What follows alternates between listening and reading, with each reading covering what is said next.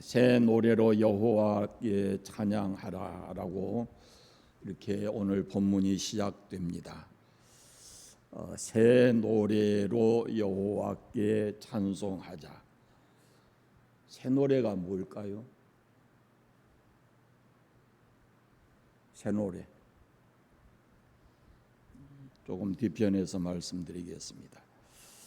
우리가 하나님의 택하심을 받고 부르심을 입어서 예수 그리스도의 피로 죄 사함을 받았고 성령의 인치심으로 우리가 하나님의 자녀되고 하나님의 보호 아래 살게 된 것은 우리에게는 너무도 큰 은혜고 축복입니다. 당연히 하나님께 그 은혜를 입은 사람들은 하나님께 감사하고 찬양해야 할 것입니다. 그래서 우리가 예배할 때마다 하나님의 역사, 그 놀라운 역사를 찬송하고 있습니다. 사실 아무리 생각해도 하나님이 나를 택하시고 부르시는 그 놀라운 역사를 우리가 깨달을 수가 없죠. 그저 나를 택해 주신 그 은혜에 우리가 감사할 뿐입니다. 요한복음 15장에서 예수님께서 너희가 나를 택한 것이 아니고 내가 너희를 택했다라고 말씀하시는데 무엇을 보고 우리를 택하셨는지 그건 우리가 도저히 이해할 수 없습니다. 왜 저런 사람을 하나님께서 택하셨을까라는 걸 생각하면 그 또한 하나님의 신비 속에 담겨져 있는 것입니다. 요한계시록 14장에 보면 이런 말씀이 있어요. 내가 보니 보라 어린 양이 시온산에 섰고 그와 함께 14만 4천이 서 있는데 그들의 이마에 어린 양의 이름과 그 아버지의 이름을 쓴 것이 있더라.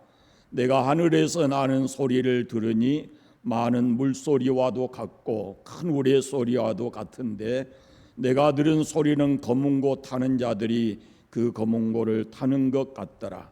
그들이 보좌 앞에 내 생물과 장로들 앞에서 새 노래를 부르니 땅에서 속량함을 받은 14만 4천 밖에는 능히 이 노래를 배울 자가 없더라. 이 사람들은 여자와 더불어 더럽히지 아니하고 순결한 자라. 어린 양이 어디로 인도하든지 따라가는 자며 사람 가운데서 속량함을 받아 처음 익은 열매로 하나님과 어린 양에게 속한 자들이니 그 입에 거짓이 없고 흠이 없는 자들이더라. 그렇습니다.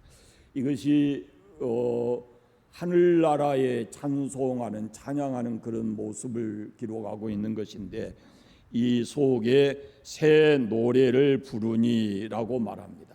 그 새 노래라고 하는 것은 속량함을 받은 사람들이 부르는 노래를 새 노래라 이렇게 표현하고 있습니다.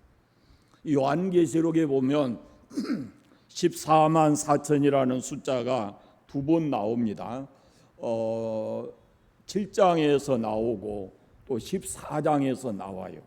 7장에 나오는 이 14만 4천은 유대인들 각 지파 중에 한 지파에 1만 2천 명씩 해서 14만 4천 명을 가리킬 수 있지만은 14장에 가서 14만 4천은 오늘 읽어드린 말씀 속에 보면은 주의 은혜로 구속받은 사람들 그 상징적인 숫자입니다. 요한계시록 7장에는 이 7장의 무리는 아버지께 인을 받았다라고 말씀하고 14장의 무리는 아버지와 아들의 이름 둘 다 가지고 있어요. 그러니까 이스라엘 12지파 중에서 각 지파마다 이렇게 택한 것은 하나님만 하실 수 있는 일이고 그 다음에 이제 14장에 나오는 그 사람들은 아버지와 아들의 이름을 기록하고 있어요. 그러니까 14만 4천이라는 것은 예수 그리스도를 통해서 구원받은 사람들의 상징적 숫자입니다. 그들의 노래를 부를 때 처음 들은 것이 얼마나 장엄한지 물소리와도 같고 큰 우레 소리와도 같은데 자세히 들으니까 거문고 소리와도 같이 들렸다라고 말씀합니다. 이것은 리듬이 거문고 소리 같았다라는 말씀은 리듬이 있었다라는 그런 의미입니다.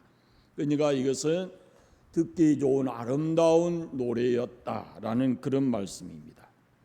그러니까 이 새 노래라고 하는 것은 예수 그리스도의 피로 속량받은 사람들이 부르는 노래, 그 사람들 밖에는 부를 수 없는 노래, 이것이 새 노래다라는 겁니다. 가수들이 새로운 음반 내는 거 아니에요. 새 노래, 성경에서 나오는 새 노래는 우리가 주의 구원의 은혜를 깨닫고 감사함으로 부르는 노래가 새 노래다라는 겁니다. 그것이 우리가 살고 있는 이 땅에서도 그 새 노래를 불러야 되지만 나중에 영광스러운 나라에 가면은 우리가 마땅히 그 새 노래를 부를 수밖에 없다라는 것입니다. 그래서 살아가는 동안에 우리는 주의 은혜를 감사하는 이 하늘의 신령한 노래를 불러야 되고, 그것이 잘 훈련되어 있어야 나중에 영광스러운 나라에 가서 조금도 부족함이 없이 주의 은혜에 감사하고 찬양하게 될 것입니다. 에베소서 5장 19절에 보면은 너희 마음으로 주께 노래하며 찬송하며 그랬습니다. 이 목소리가 좋아야 노래하는 것 아닙니다. 새 노래라고 하는 것은 예수 그리스도의 피로 우리 죄를 속해 주신, 속량해 주신 그 진정한 의미, 그것을 깨달을 때만이 우리 입에서 나오는 모든 찬송은 새 노래가 된다라는 겁니다. 구원받은 사람의 입술에서 나오는 그 노래가 바로 새 노래다라는 겁니다. 더 나아가서 새 노래를 부르는 데는 구원의 감격이 있어야 됩니다. 구원의 감격, 죄 사함의 기쁨을 가지고 부르는 노래가 이게 새 노래다라는 그런 말씀입니다. 그러니까 우리가 하나님을 찬양할 때 이런 속죄에 대한 감사하는 마음으로 우리가 찬송을 불러야 합니다. 이것은 개인이 불러도 마찬가지, 찬양대가 해도 마찬가지, 우리가 다 같이 합창해도 마찬가지인 겁니다. 우리 속에 주 예수님의 구원의 은혜가 있어야 우리가 진정으로 부르는 노래가 새 노래가 된다라는 겁니다. 아무리 음색이 좋고 또 노래를 잘해도 이런 속죄에 대한 감격이 없으면 그것이 하나님이 기뻐 받으시는 새 노래일 수가 없다라는 말씀입니다. 그냥 솔직하게 대답해 보십시오. 여러분 하루에 찬송 몇 곡이나 합니까? 찬송을 몇 곡이나 부르세요? 하루를 사는 동안에? 찬송가 95장에 보면 뭐라 그래요? 밤낮 불러서 찬송을 드려도 늘 아신 마음 뿐일세. 어떻게 불러야 돼요? 밤낮으로. 이후에 우리가 부를 찬송가 380장도 그래요. 날마다 우리가 주를 찬송해야 돼요. 어떤 사람이 이 노래를, 새 노래를 부를 수 있는가? 조금 전에 읽은 요한계시록 14장에 보면은 첫째는 이 땅에서 믿음으로 그 이마에 어린 양의 이름과 그 아버지의 이름이 썼고 그랬습니다. 이 말은 이 땅에서 속량, 그리스도 피로 속량함을 받은 사람들이 이 노래를 부를 수 있다라는 겁니다. 그러니까 예수님의 십자가의 공로를 믿고 그 주님을 자기의 구주로 영접하고, 그래서 주 안에서 새로 난 사람들, 거듭난 사람들이 부르는 노래, 그 거듭난 사람들만이 부를 수 있는 노래가 새 노래다라는 겁니다. 그리고 인을 맡는다라는 말씀이 있는데, 그 인을 맡는다고 하는 것은 제가 에베소서 강의할 때 말씀드렸는데, 그것은 소유주를 가리킨 것입니다. 인을 도장을 찍었다라는 말은 너는 내 소유다라는 의미가 있거든요. 그러면 우리에게 도장 찍는 분이 성령이시라 그랬는데 바로 성령님께서 도장을 찍으실 때는 예수 그리스도의 보혈을 가지고 찍는 겁니다. 그걸 보고 예수 그리스도의 십자가 공로를 믿는 사람에게 성령께서 인을 치시는 거예요. 예, 주님의 소유, 주님이 피로 값주고 사신 주님의 것이 되었다라는 말입니다. 또 인을 치셨다라는 말은 내가 너를 끝까지 책임진다 그 말입니다. 내가 너를 반드시 보호한다라는 의미가 그 속에 담겨져 있습니다. 우리는 예수 그리스도의 소유입니다. 우리의 분명한 소유는 분명한 성 그리스도의 소유가 됐다는 겁니다. 아직 마귀의 소유 속해 있으면 되지 않습니다. 마귀에게 끌려다니는 그런 삶을 살아서는 안 됩니다. 완전히 그리스도의 소유가 되면은 그의 나라를 사모하고 그가 인도하는 대로 살아가야 하는 겁니다. 찬송가 305장 4절에도 보면은 우리가 거기서 우리 영혼이 주님의 은혜로 해처럼 밝게 살면서 주 찬양하리 그렇게 노래하죠. 그러니까 우리가 이 땅에서도 이런 구속의 은혜를 노래하지만 그러나 하나님 나라 가서도 주님의 은혜, 주님의 피로 죄심 받은 그 은혜를 영원히 찬송해야 할 것이다라는 겁니다.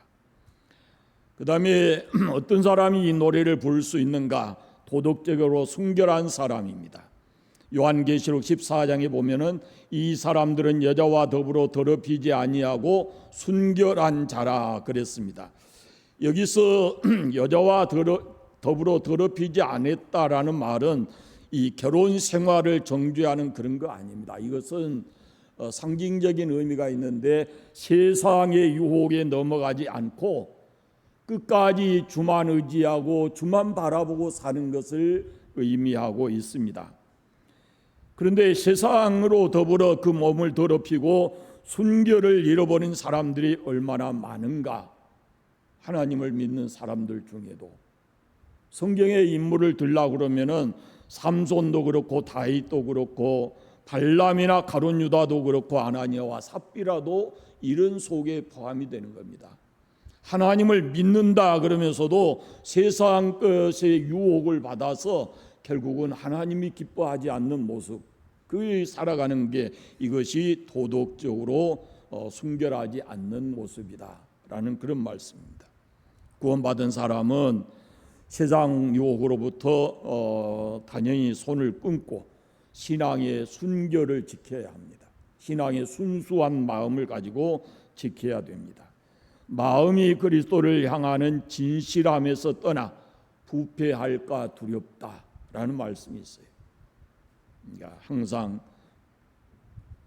주님의 그 은혜 안에서 신앙적인 순결을 지키며 살아가는 사람들이 부를 수 있는 노래인 것입니다. 여기 왔다 세상 갔다 이런 모습으로 왔다 갔다 하는 사람이 부르는 노래가 새 노래가 아니다라는 것이죠. 세 번째 이 노래를 부를 수 있는 사람은 순종하는 사람입니다. 요한계시록 14장에 어린 양이 어디로 인도하든지 따라가는 자며 그렇게 말씀합니다. 그러니까 피를 값주고 사신 우리 주인 되신 예수님이 우리를 어디로 인도하시든지 따라가야 된다라는 겁니다. 그 길이 험한 길이든지 평탄하든지 괴롭든지 즐겁든지 순종하고 따라가야 된다라는 그런 말씀입니다. 다시 말씀드리면 이것은 우리의 주인 되시는 우리의 목자 예수님의 음성을 들을 줄 알아야 되고 그리고 그 말씀에 순종할 줄 알아야 된다라는 그런 말씀입니다. 에녹이 하나님과 평생을 동행했다 이렇게 말하는데요. 그 에녹이라는 사람이 하나님과 동행한 것은 평탄한 삶만 있는 게 아니겠죠. 여호와가 우리 목자 되실 때 그분이 우리를 푸른 초장 쉴 만한 물가로 인도하시지만 때로는 우리가 원치 않는 사망의 음침한 골짜기도 있다라는 겁니다. 그러나 우리가 푸른 초장에 있든지 사망의 음침한 골짜기 있든지 두려워하지 않고 믿음을 지키며 살아갈 수 있는 것은 주의 지팡이와 막대기가 나를 안위하시기 때문에, 그것이 바로 신앙생활입니다. 주님께 순종하며 따라가는 사람이 이 새 노래를 부를 수 있다라는 것입니다. 네 번째, 이 새 노래를 부를 수 있는 사람은 진리를 말하는 사람입니다. 그 입에 거짓말이 없고 그랬습니다. 거짓말의 주인이 바로 그 마귀거든요. 거짓의 아비가. 마귀의 특징은 바로 이 거짓을 가지고 있습니다. 모든 거짓말하는 자의 아비가 마귀다라고 말씀하고 있어요. 여러분은 하루를 살면서 거짓말을 몇 번이나 합니까? 거짓말 전혀 안 하세요? 안 하는 것처럼 그렇게 앉아 있어도요, 통계가 다 나와 있어요.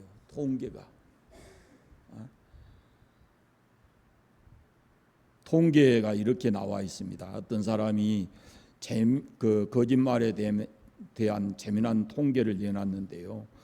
정직하다, 우리가 일반적으로 정직하다 하는 남자가 하루에 5번은 거짓말을 한대요.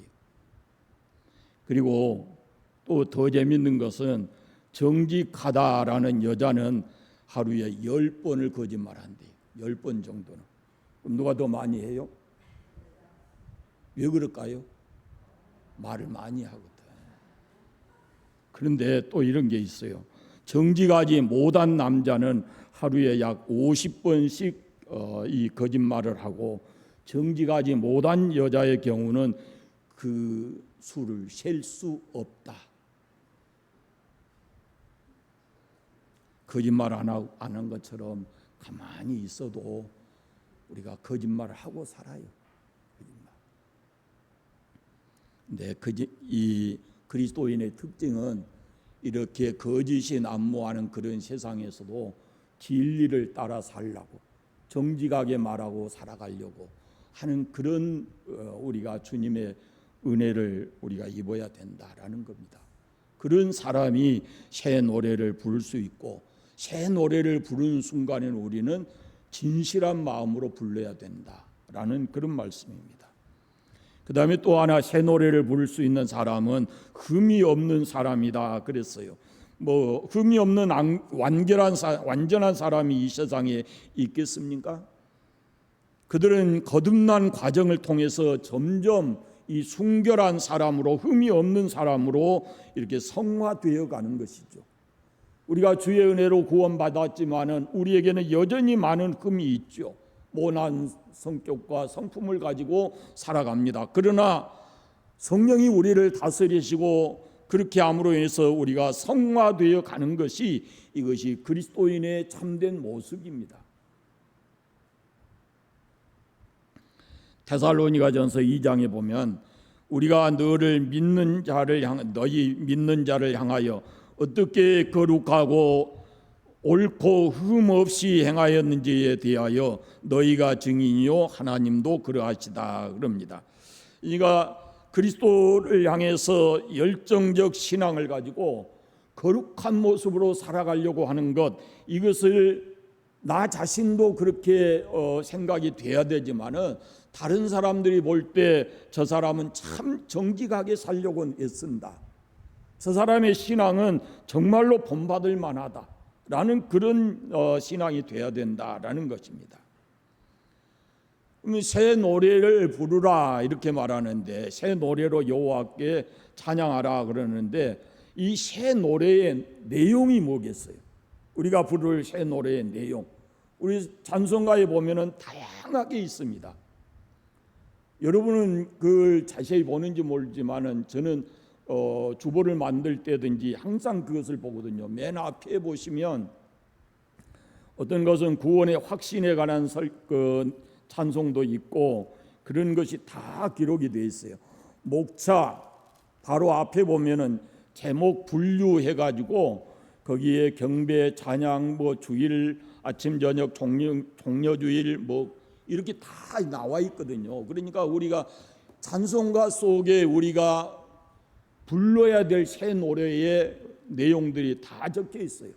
근데 그 중에서 딱 이렇게 말하라 그러면은 하나님이 행하신 그 기이한 일들 1절에 보시면 그렇게 되어 있어요. 그는 기이한 일을 행하사라고 말씀해요.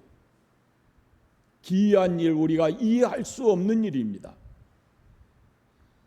다시 말씀드리면 우리와 직접적 관계에 있어서 우리가 구원받을 수 있다고 상상하는 사람은 아무도 없을 거예요. 그저 놀라울 뿐이에요. 내가 어떻게 하다가 예수 믿고 하나님의 자녀가 됐는가? 이건 참 신비해 있어요. 예수 그리스도를 영접함으로 인해서 우리가 예수님 안에서 이렇게 거룩한 예수님의 피로 씻음 받고 새 사람이 되는 것 생각해 보십시오. 이게 놀라운 기적입니다. 가끔 제가 차 마시면서 목사님들에게 이런저런 얘기하다가 여러분 앞에 있는 저는 주의 은혜로 지금 삽니다 그러거든요. 새 사람이 된 것도 주의 은혜고 살아온 모든 삶이 주님의 은혜인 겁니다. 아브라함 보십시오. 우상 만드는 아버지 밑에서 그가 택함을 받아서 믿음의 조상이 되잖아요. 사울 같은 사람은 아주 강팍하고 신약 성경에 나오는 사도 바울입니다. 강팍하고 교만했던 사람인데 그가 변화돼서 복음 전하는 전도자가 되거든요. 베드로와 같이 다혈적인 사람도 위대한 사도가 돼서 교회의 중심적인 인물이 되고, 보아낙이라고 하는 사람들은 이 쌍둥이는 너무도 급한 성격을 가지고 있었는데 그 사람들이 결국은 변하게 되었죠. 더럽기가 짝이 없고 버림받아 마땅한 막달라 마리아, 토색하고 인색했던 삭개와 같은 사람들, 이 사람들이 구원받아 하나님의 자녀가 되는 거, 이건 어떻게 설명되어질 수가 없는 겁니다. 예수님께서 이 삭개오 한 사람을 구원하기 위해서 여리고 성에 머무르셨다고 하는 사실, 수가성에 있는 사마리아 여인을 구원하기 위해서 그 사마리아 길을 통행해야 했다는 사실, 이런 것들은 우리가 도저히 이해할 수 없는 하나님이 행하신 기이한 일들이다라는 그런 말씀입니다. 뭐 이런 이야기를 하자면 끝이 없을 거예요. 뭐 우리 주변에도 이런 사람들이 참 많을 거예요. 저 사람은 어쩌다 예수 믿었을까? 우리 자신도 역시 마찬가지거든요. 주님의 역사가 아니면 주님의 은혜가 아니면 설명되어지지 않는 부분이 우리에게 너무도 많습니다. 그것은 하나님이 행하신 기이한 일이기 때문에 우리가 설명할 수 없고 그냥 받아들이고 사는 것이. 이 놀라운 사실을 하나님께 찬송하는 것이 새 노래입니다. 사도 바울의 고백을 디모데에서 보시면은 내가 나된 것은 주의 은혜다라고 설명을 합니다. 도저히 자기 자신도 알 수 없는 지금의 자기가 되어 있는 것은 주님의 은혜다라고 말합니다. 그가 스스로 고백하기를 내가 전에는 비방자요 핍박자요 폭행자이었는데 도리어 긍휼을 입은 것은 내가 믿지 아니할 때는 알지 못하고 행했다라고 말합니다.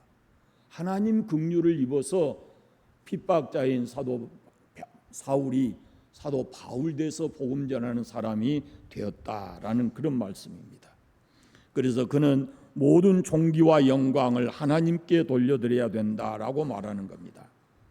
또 하나는 하나님 앞에서 구원의 승리를 노래하는 겁니다. 1절에 보시면 그의 오른손과 거룩한 발로 자기를 위하여 구원을 베푸셨도다 그럽니다. 옛날 성경에는 승리를 성취했다라고 기록하고 있습니다. 예수 믿는 우리에게 우리가 이 땅에 살아가는 모든 삶 중에 가장 행복한 것이 구원받았다는 것이고, 이미 말씀드렸지만 또 우리에게 있어서 최고의 승리가 바로 예수님으로 인해서 구원받은 것이다 라는 말씀입니다. 그러니까 우리가 구원해 주신 하나님께서 그 오른손과 거루한 팔로 우리를 구원하셨다라고 말하는데, 그게 우리가 어둠의 영, 사단의 영에게, 강력한 영에게 붙들려서 그 권세 아래서 살았는데, 하나님의 그 오른손 권능의 팔이 아니면 우리를 그 속에서 빼나올 수 있는 사람이 없거든요. 하나님께서 우리를 그 사단의 권세의 손에서 우리를 그 오른손과 거룩한 팔로 구원하셨다라고 말씀합니다. 그리고 이 하나님의 손에서 누구도 다시 우리를 빼앗을 수 없다라고 말씀합니다. 사도 바울은 만일 하나님이 우리를 위하시면 누가 우리를 대적하리요, 그렇게 말씀합니다. 하나님이 나와 함께 계시기 때문에 누구도 다시 나를 하나님의 손에서 뺏을 수 없다라고 말합니다. 세 번째는 구원 역사의 계시를 노래하는 겁니다. 2절 말씀 보십시오.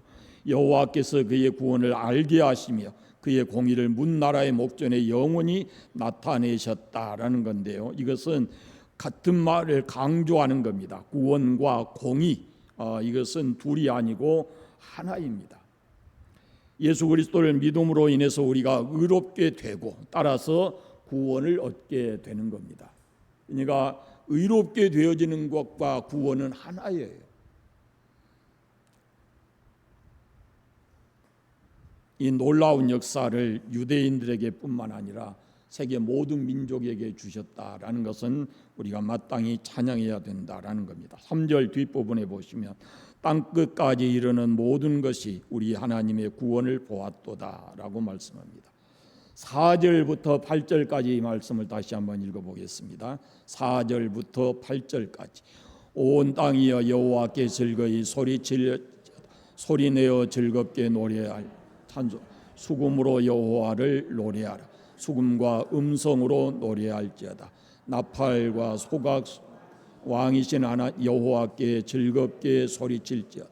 바다와 거기 충만한 것과 세계와 그 중에 거주하는 자는 다 외칠지어다. 여호와 앞에서 큰 물이 박수할지어다. 산악이 함께 즐겁게 노래할지어다. 아멘. 모든 피조물이 하나님께 찬송해야 함을 선포하고 있는 겁니다. 하나님을 찬송할 때 어떤 마음으로 하라 하냐면 즐거운 마음으로 소리 내서 또 음악 악기를 동원해서 그래서 하나님을 찬송하라라고 말씀합니다. 우리의 찬송을 받으시는 분은 왕이신 하나님이고 우리는 그분 앞에 이런 모습으로 찬송해야 된다라고 말씀합니다. 여러분 삶에 찬송이 회복되기를 바랍니다. 매일매일 주님의 은혜를 감사하고 찬송하는 그런 삶을 사셔서 찬송을 통해서 주시는 하나님의 은혜를 놀랍게 경험하면서 살아가는 하루하루의 삶이 되시기를 간절히 원합니다. 기도하겠습니다. 감사합니다. 하나님 아버지, 이 수요일 밤에 우리를 이전에 인도해 주시고 하나님의 말씀을 함께 나누었습니다. 아버지, 우리 입술에 주의 거룩하신 은혜를 찬송할 수 있는 새 노래를 주시기 원합니다. 날마다 날마다 주의 은혜를 찬송하게 하시고 하나님의 은혜를 더 깊이 경험할 수 있는 은총을 베풀어 주시기를 원하옵고 기도합니다. 혹시라도 우리가 찬송을 잃어버렸다면, 찬송하는 것을 멀리했다면 다시 회복되게 하셔서 늘 주님의 은혜를 감사하고 찬송하는 삶을 살아가게 해주시기를 간절히 원합니다. 우리의 삶의 현장이 어떤 형통한 삶이든지 어렵고 힘든 삶이든지 하나님 우리 아버지 늘 찬송하는 삶이 되게 하여 주시옵소서. 예수님의 이름으로 기도드립니다. 아멘.